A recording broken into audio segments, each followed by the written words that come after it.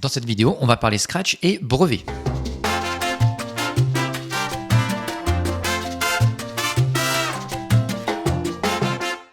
On est sur une nouvelle série de vidéos où on va essayer à chaque fois de décortiquer un exercice d'un sujet de brevet qui est tombé les précédentes années. Et ici, on s'intéresse au sujet tombé en 2025 en Asie. Alors, on a deux parties. La partie A, à la question 1, on nous parle d'un élève qui souhaite tracer un hexagone à partir de 6 triangles équilatéraux, donc comme on le voit ici.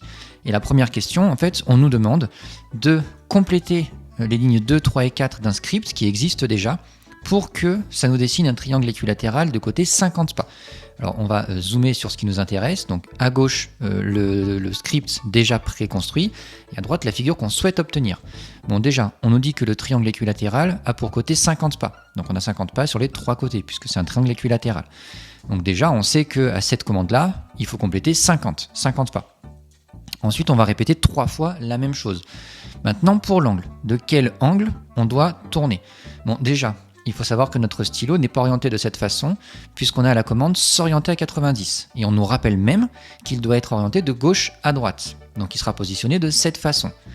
Il va commencer par avancer de 50 pas. Donc on va commencer par faire ce segment-là. Et ensuite, on doit tourner de façon à arriver à cette position-là. Donc quel est l'angle de rotation qu'on doit utiliser? Bon, déjà on va essayer de prolonger un peu notre segment, comme ceci en pointillé. Ensuite, cet angle-là, c'est un angle plat, donc il vaut 180 degrés. Sa mesure est de 180 degrés. On sait qu'on a déjà ici 60 degrés, puisqu'on a affaire à un triangle équilatéral. Donc notre stylo doit tourner de cet angle-là, qui se dessine avec la flèche. Et on vérifie que c'est bien cet angle de rotation qu'on doit utiliser. Pour trouver cette mesure d'angle, on va faire 180 moins 60 degrés, ce qui nous donne 120 degrés. Donc on doit tourner de 120 degrés. Voilà pour la question 1. On vérifie. Première fois que l'on rentre dans la boucle, on avance de 50. Ensuite, on tourne de 120 degrés. On attaque la deuxième partie de la boucle. On avance de 50 pas, puis on tourne à nouveau de 120 degrés. Et enfin, dernière fois que l'on rentre dans la boucle, on avance de 50 pas et on tourne de 120 degrés. Et on a fini. On passe maintenant à la question numéro 2. Question numéro 2, on a deux programmes différents et deux figures différentes. On sait que le programme A permet d'obtenir soit la figure du haut, soit la figure du bas, pareil pour celle du B. Et nous, ce qu'on veut, c'est que le programme nous permette d'obtenir le dessin du haut, le fameux hexagone, l'hexagone souhaité dont on nous parle depuis le début de l'exercice. Donc pour ça, il faut que l'on zoome sur notre hexagone. Comment il va être obtenu? Eh bien, à partir du triangle équilatéral de la question précédente, puis on a un deuxième triangle équilatéral qui va se tracer à partir du premier par simple rotation. Pareil pour troisième motif, quatrième, cinquième et sixième.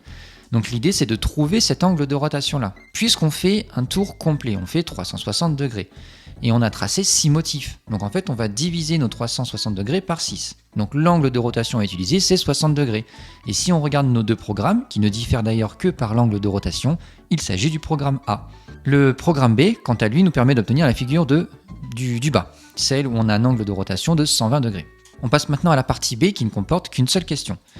Ici, on souhaite obtenir un autre hexagone régulier de 50 pas. On nous rappelle également plusieurs informations sur les hexagones réguliers. Bon, première information, tous les côtés sont de même longueur. Deuxième information, et très importante, chaque angle à l'intérieur a une mesure de 120 degrés. On nous donne également un programme qu'il faut compléter. Et on nous donne une liste de commandes. Et parmi cette liste de commandes, on doit en piocher certaines. Et à mettre dans le bon ordre, évidemment. Notre stylo, on nous donne sa position initiale, c'est ici. Là, il est encore orienté à 90. Donc prêt à écrire de gauche à droite. On avance de 50 pas. Donc déjà, on sait qu'on va utiliser cette commande-là. Et on doit ensuite tourner. Comme tout à l'heure, il faut qu'on trouve cet angle de rotation. Donc même chose que tout à l'heure, on prolonge un peu. Ici, on sait que l'on a 120 degrés car c'est redonné dans les informations qui sont en bas à gauche. On sait qu'on a un angle plat de 180 degrés. Comme tout à l'heure, il faut qu'on trouve l'angle manquant. Une soustraction nous donne les 60 degrés. Donc il faut qu'on tourne de 60 degrés. Et il faut bien qu'on choisisse le bon sens, ce sens-là. On le met en dessous. Et tout ça va être répété non pas à fois, mais 6 fois puisqu'on a un hexagone régulier. Hexagone 6 côtés. On vérifie. On a bien 6 fois avancé de 50 pas et tourné de 60 degrés.